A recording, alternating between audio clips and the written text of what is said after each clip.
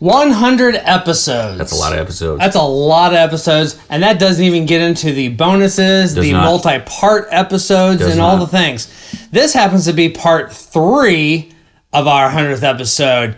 Hopefully you've stuck around and you've been following along. Keep on burning.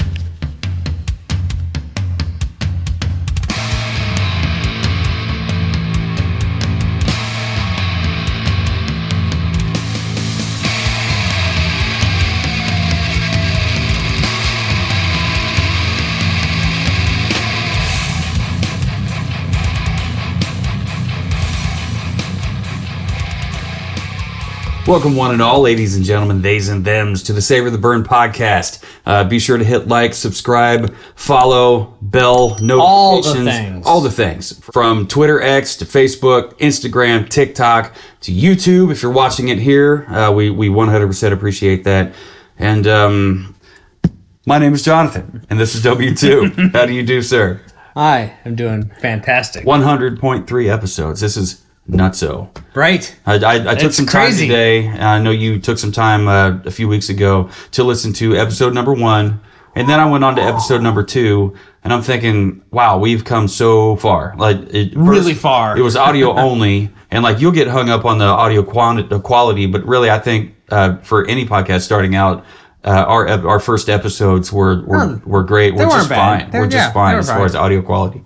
And we just had to find our rhythm. We did need to find our rhythm, and we relied too much initially on what outside input that we really wanted. We thought we needed, but we didn't need it. Yeah, because we really found our own rhythm, our own stride, our own thing, and I'm really glad it turned out to be that way. Yes, sir. So and nowadays we've got Savor the Burn shirts in the Savor the Burn website shop. And we got these Glen Cairns in there. There's all kinds of stuff, affiliate links. We've got Patreon. We've got a lot of these things we didn't have. Oh, it's all video now. It's all video. That was wonderful. Yeah. We've had so many cocktails. Miss Katie has made so many delicious, tasty, sweet treats. Good night. Our guests that we've had the Casey Kid Chandler Johnson. We've had Phil Mitchum, Phil McGidden, a few times. We had Mitch early on. We haven't had him here in a long time. We need to have him back. We do. If Mitch, if you're willing, hit us up. We got to hang out. And we've also had Faith and Tim. We also had my son. Yep, Faith and Tim, your son. How could I forget about that? Yeah, we had my son. We had Faith and Tim, and we've we're totally stoked. And in the next 100 episodes, we're going to have some other guests, people that you haven't seen. Maybe you haven't seen him, but if you listen to 98.9, you've definitely heard him. Sure. So we're going to try to change his mind on what is good when it comes to rye. Yeah. So stay tuned for that. We're definitely going to have a good time with that. But those are future episodes and past episodes. Right now, we're working on the present 100. Yeah. 0.3 episode. And we usually have a bottle sitting here on the barrel. And I usually have some idea as to what the hell to put on my notes right here. But Mr. W. Dose, has decided to keep all that a secret. Yeah. I almost cussed. It's a family show. Not supposed to fucking cuss. Yeah. Well, so like we talked about in the last episode. Yeah. For this special 100th episode, I wanted to find some bottles that are not your run of the mill, not are something that you're just going to run out and pick up off the shelf. Let's get something a little bit more special. Yeah.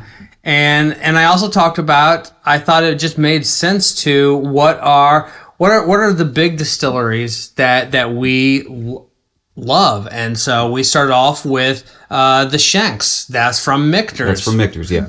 The Michter's 10-year bourbon and the 10-year rye both earned our first and second Perfect 10. Perfect 10, yeah. Those were so phenomenal. Our second bottle was the Weller 12-year. Yeah, I didn't see that coming. From Buffalo Trace. And I was another great distillery. I was anxious to even try it, in a bad way. I heard that, really guys, nothing from whatever I'd seen online with the online reviews, really guys, nothing really compares to that Antique 107. It's the best of the lineup here on these Weller bottles. Just, either get the special reserve or get that Antique 107. Don't even worry about the rest of it. So I'm thinking, all right, fine, whatever. And then we try it. It didn't blow 107 out of the water, but it's several marks higher. It was much better than I had anticipated for sure. It squeaked its pink slip away. It squeaked its pink slip. That's a racing reference for those of you not familiar. Well, we have another distillery that seems to come up quite frequently in our house, and one that we are quite fond of. Do you have any guess as to what distillery that might be? I'm guessing, since you picked up your Glencairn, it's Jim Beam. It's a Jim Beam product. A Jim Beam product. You ready for this one?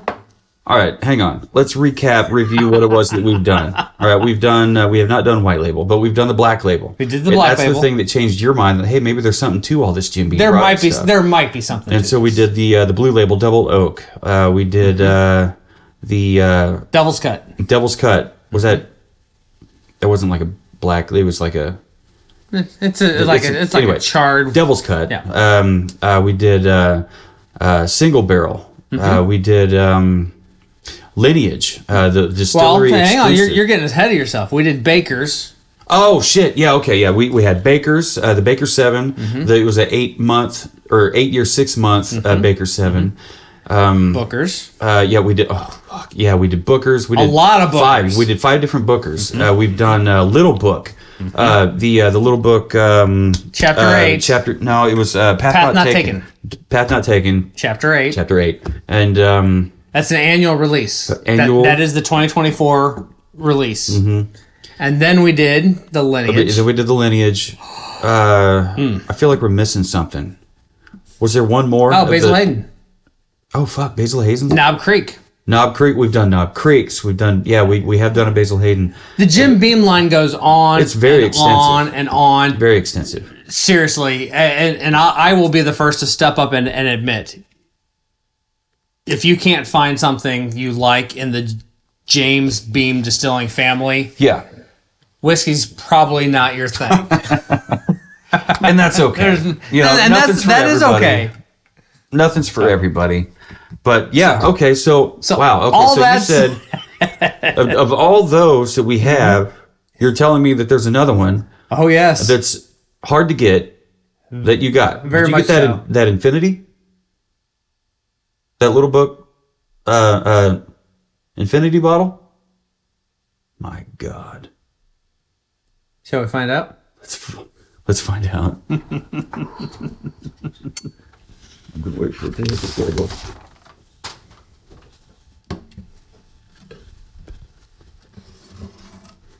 It's the Infinite. It's not Infinity. It's the Infinite. Look at that. Where did you find it, dude? The story... dude, I hunted. The story... I saw this come out. I got excited about it, but I had not taken the time to actually follow up to figure out what this is. Because Little Book is an annual release. Yes. The Path Not Taken 2024 Little Book, which we tried and we loved. It was a high rye masterpiece. It was incredible. This also this came out just a couple months ago. This is a real recent, but it came out in this calendar year, and I was confused. Right. It became the new hunt item. I'm gonna get into where and I'm gonna tell the whole story on that hunt day that led to this. Shit. But then I went online and I started digging into. I went store to store to store to store and got fucking bummed out. Store to store to store to store because they didn't have it. The story on this one is gonna blow your mind. Yeah. The story alone. First off, unlike the Bookers, unlike the Bookers and the Little Book, there is no glass door. Yeah, there's no door on it. But you also see it has the neck cradle, and you're like, how the hell do I get this thing out of here? Check this out. This little piece comes off. Okay. That says Little Book, the Infinite. The Infinite, Roman numeral 1. Okay. We're going to come back to that one. It was just... Look how effing dark that is. Oh, God.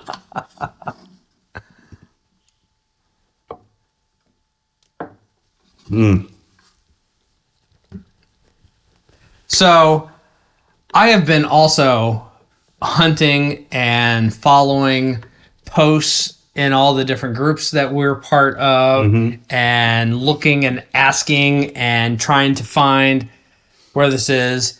And I was up late one night doing some editing, and someone posted a picture in one of the groups that, hey, the Price Chopper in Greenwood has 2 of these still left.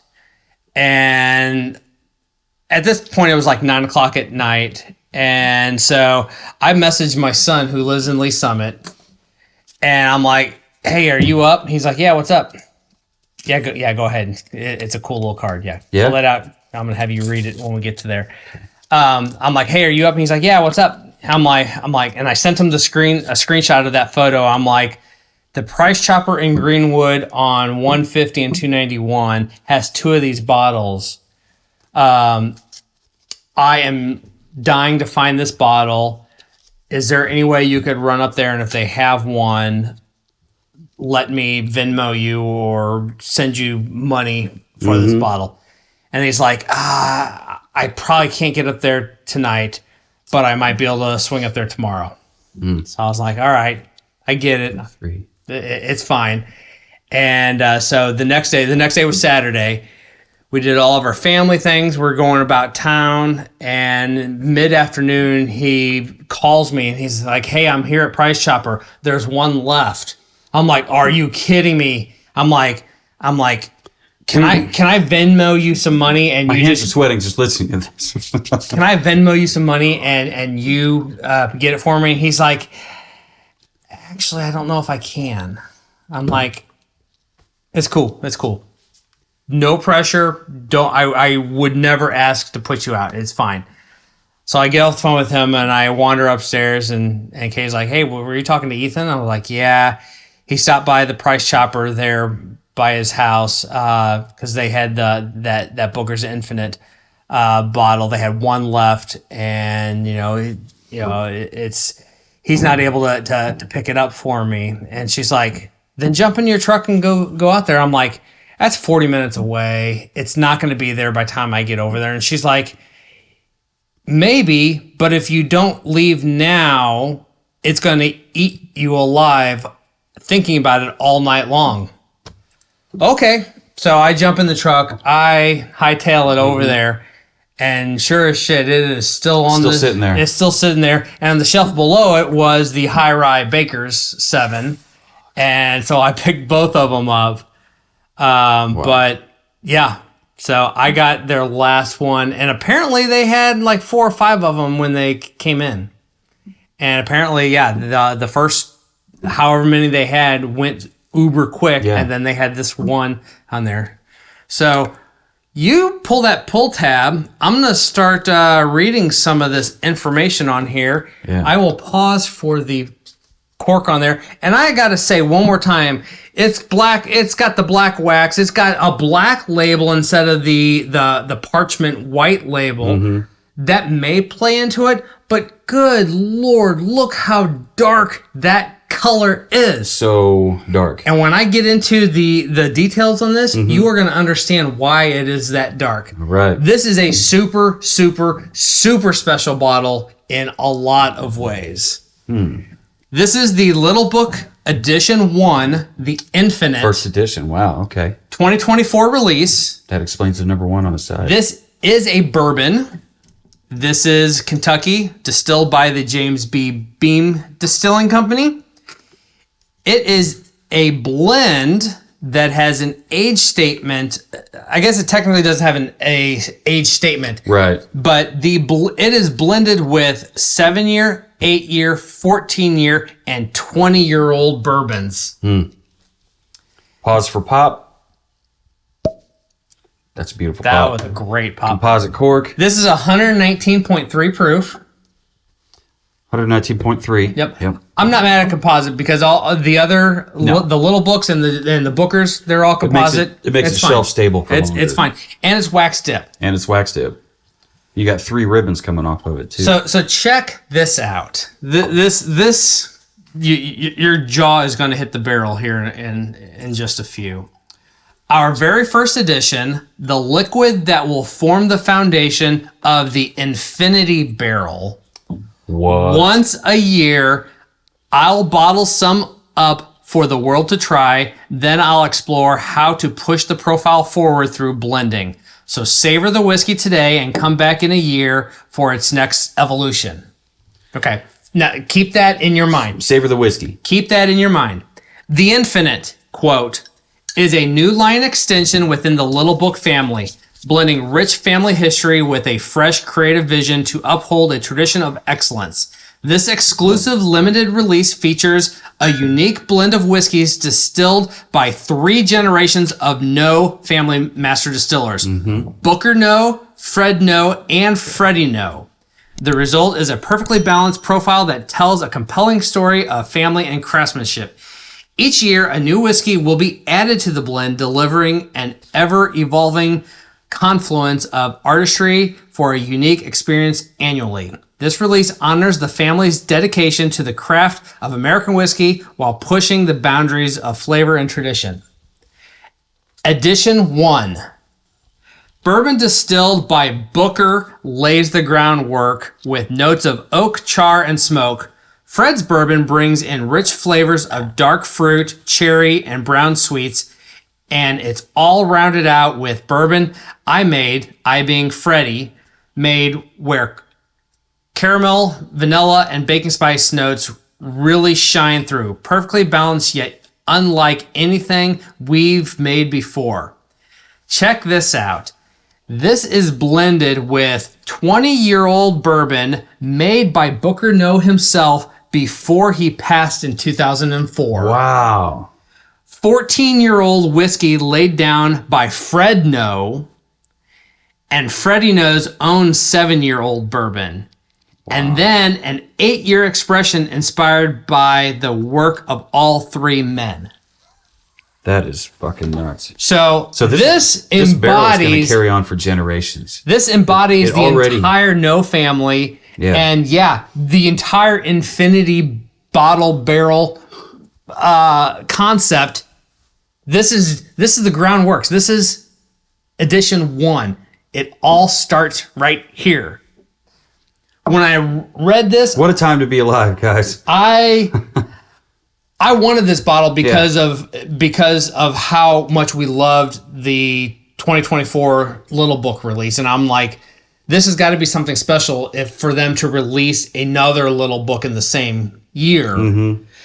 And something's different about it because it's the black box, but it doesn't have the plexiglass on the front of it. There's no back on it. And you got 3 ribbons coming off. 3 ribbons instead of 2. And I'm like, what is this about? 3 ribbons, 1 ribbon for each generation. Okay. Yeah. Okay. And also different lengths. Yes. And then you get into this 20-year, 14-year, 7-year, and an 8-year. And an 8-year. Caramel, peanut brittle. I'm picking up on peanut brittle. Yes. We don't talk about peanut brittle a whole lot. First time was our second episode. And apparently to the rest of the world, that is a Jim Beam characteristic. Yeah. And I had no idea until starting this podcast. Well, it's an okay juice if you like peanut brittle. Like, you fucking kidding me? This is quite beautiful on the nose. And what a wonderful story. I mean, some families are absolute garbage and they just fucking suck, right? It's just bad genes, bad decisions. Oh my God, dude. And they're just always fighting and sometimes they kill each other. Like Montagues and Capulets, just, all day, every day, right? But then some families honor tradition, they love each other, and they do all the right fucking things. And the No, N-O-E family does that. I'm sure they have their bickering. I'm not going to put them too high on a pedestal because every family's got the uncle bigot. Every family's got, skeletons in the closet. What else are you getting on the nose here? I got caramel, I got peanut brittle, maybe coconut. I'm going to say molasses. Molasses, okay. I'm going to say black cherry, like a dark cherry. Okay, dark cherry / stone fruit. because I could see like plum on this. The tasting notes I have here on the nose say, perfectly balanced, yet unlike anything we've made before. It's everything that you made before. Come on. It's literally everything that you made before. You got to give us something more than that. Come on. It also says on the color is deep copper with golden undertones. Don't fancy it up, dirt. It's dark. It's a dark amber. Actually, it is kind of copper red. Mahogany even. Mahogany. Whew. Oh my goodness. Red. Can we get this on the palate already? Copper. Yeah, dude. Let's do it.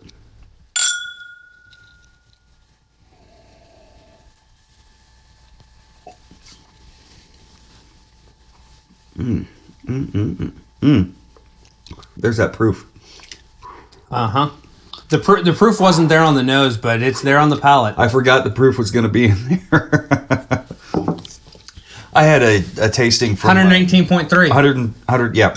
I had a tasting from a Knob Creek 9. It was 100 proof. Had a Hy-Vee thing. They had somebody there from Knob Creek, and I tried it. I tasted it. I'm like, that doesn't drink like a 100 proof. It drinks more like a 90, 92, something like that. This definitely drinks like 119.3. This is something. Maybe 116. No, I'm 116? Totally kidding. This guy. Everybody's a fucking comedian. All right. I need to mentally prepare myself one more again for a high proof bourbon. We really don't have a lot of high proof bourbons. So anything unique that I did not already read on the little card that came? Oh yeah. So it had this little neck tag with this little black envelope with the cool elastic band with the little brass tip on it, and a little card with extra information slipping right into that little envelope here. I'm guessing it starts over here. Little Book, The Infinite. Welcome to the Infinite. Through this series, I'll share a new side of Little Book. As always, each edition will be a story, but this time it's not mine alone. This whiskey brings together bourbons distilled by my granddaddy, Booker, my dad, Fred, and me. I don't think I read that right, but you get it.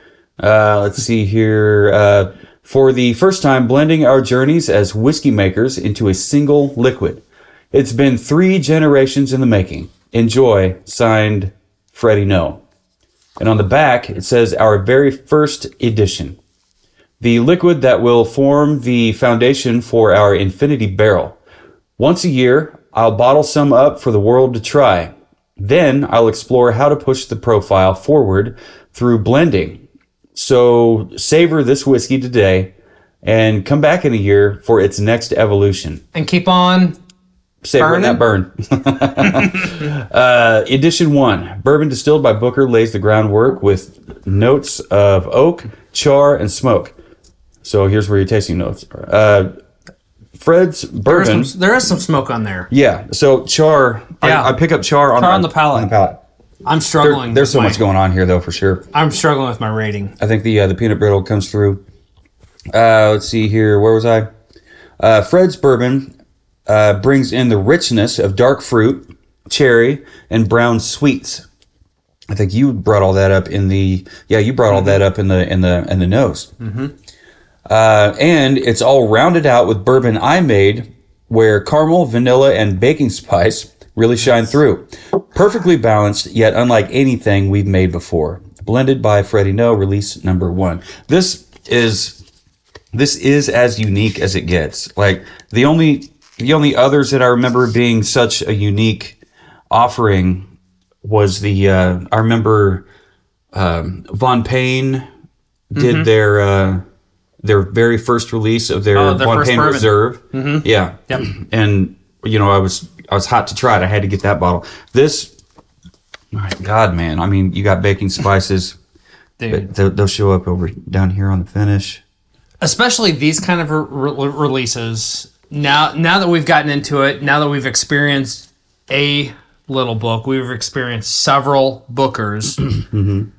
When this one came out, I knew it was something special, something unique. Mm-hmm. And then immediately I just wanted it. It's like, and if you don't have this bottle, you've missed out on a once in a lifetime, once in the history of the earth opportunity. The opportunity presented itself, and I ran and I got it. And then you did not walk. After the fact, I went online to research it, and I was like, okay, why is this bottle special? And I really feel you don't get any more special than this. This is edition 1 of what is going to become an infinity barrel. How big is this fucking barrel? It's probably one of those ginormous. It has to be bigger than what we saw at Rieger's. It has to be, because they've made so many bottles of this shit. Yeah, but if you think about those black Oloroso barrels that they've got at Rieger's, they've got a pyramid of them. They've got 4, 3, 2, 1. How many is that? 7, 9. That's 10 barrels, and they're rotating through there. I bet they're doing something similar with this, because they're going to bottle up some and then save the rest, and they're going to get into a rotational cycle of blending. Okay. Always using the foundation, but always adding to it. Which it's going to extend it. You know, it's going to carry this all the way through, but it's going to change and evolve and go in different directions. With this being number 1, when I read that this was blended with bourbon that Booker No put into a barrel before he passed away. He passed away in February of 2004. And so this is made up of bourbon he put into barrels before February 2004, but 2004, because that's 20 years. Yeah.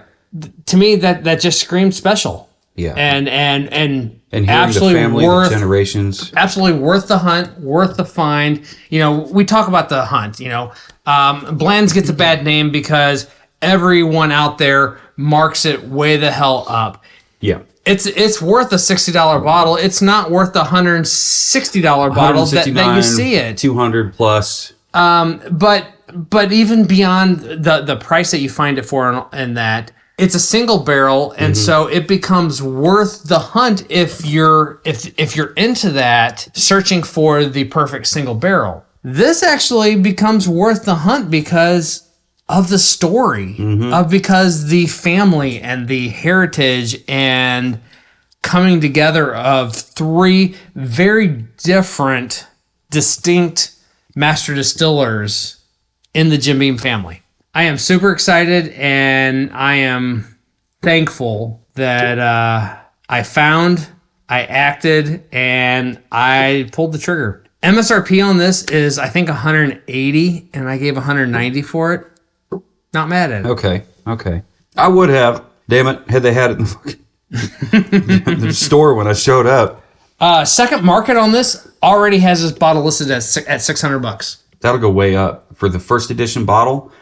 Over the course of time, as time goes on, the value and the rarity of this bottle is going to go up and up and up and up and up. But unfortunately for this bottle, it's already been tapped into, because that's what you're supposed to do.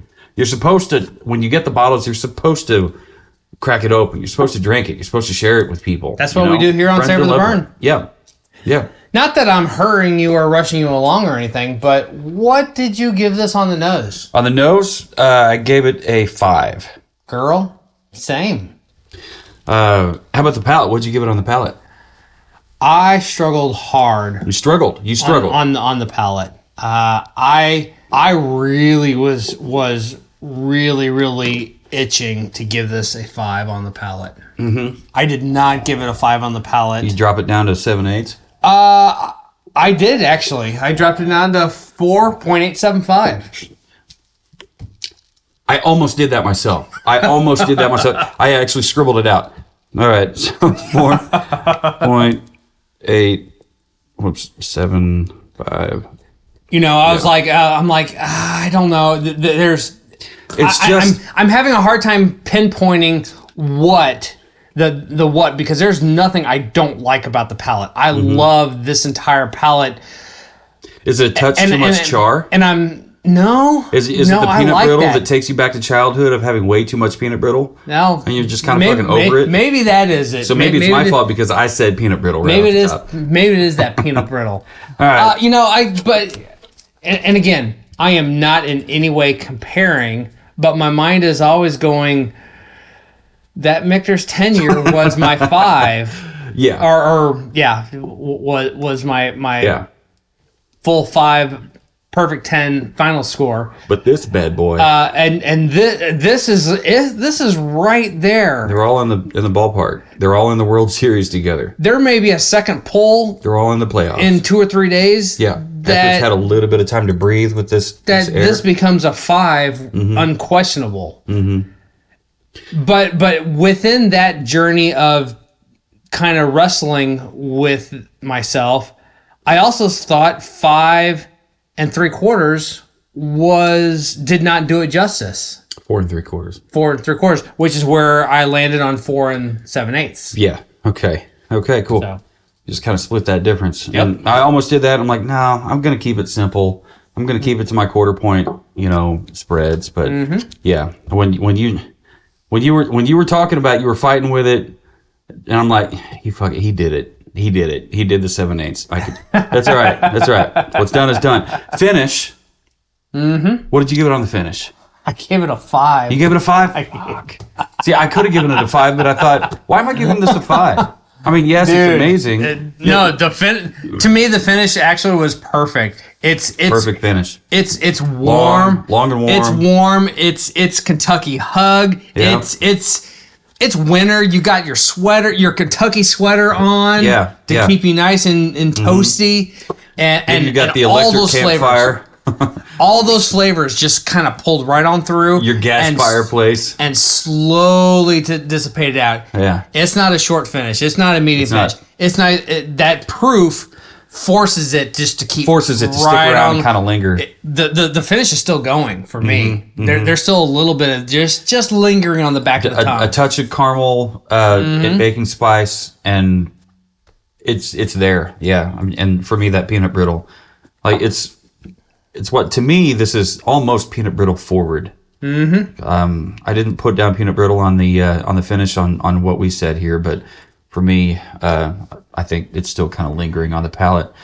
So what did you give it on the palate? You said 5? On the palate? Yeah. Or I'm sorry, finish. On the finish, you give it 5? Cool, cool. How about bottle presentation? Well, I don't want to have to give you an elbow or anything, but I gave it a 5. I gave it a 5. To me, it's an unarguably 5. Just for me, basically, if there's a bag in a box, or a bag or a box, whatever, I'm like, okay, it's a 5. Dude, this has box, wax, ribbons, neckband, and it's all black.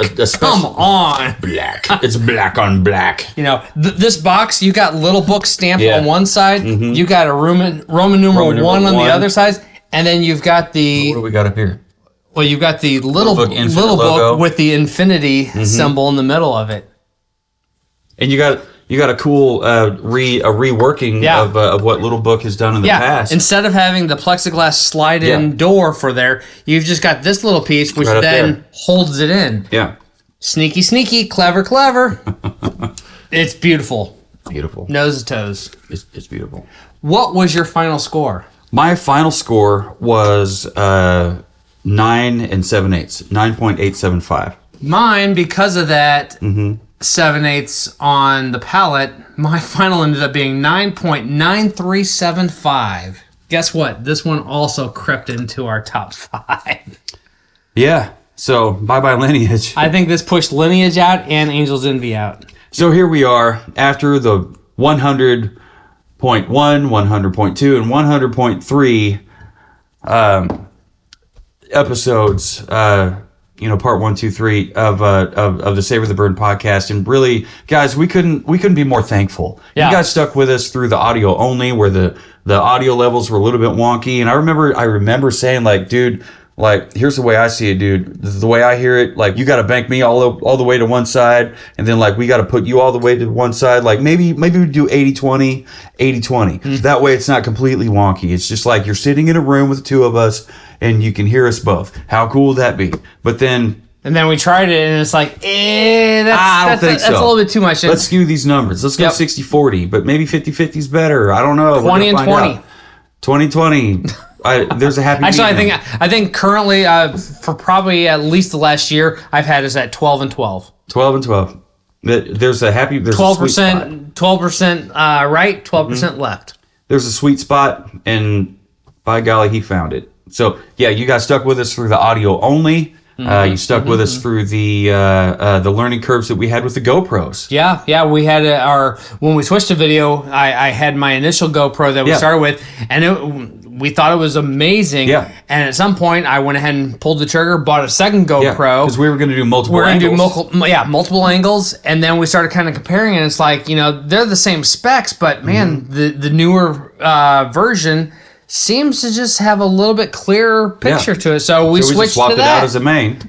And then, we kept talking. We're always on the hunt for better and better. And the audio interface has changed, and the recording software has always been the same software. Yeah. But, storage space has changed. It went from a 1 terabyte thing to a 4 terabyte thing. To 2 4 terabytes.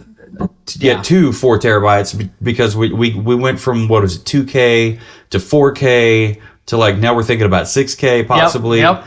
It's just whatever's best. It's for the podcast. It's whatever's best to make the best product, I guess is the generic term to use for it. But yeah, you guys have stuck through all these different episodes, and like we've talked about in these last 3 episodes, our 100 episode excitement, talking about that first episode that we did, with Widow Jane. Yeah, with the Widow Jane 10-year.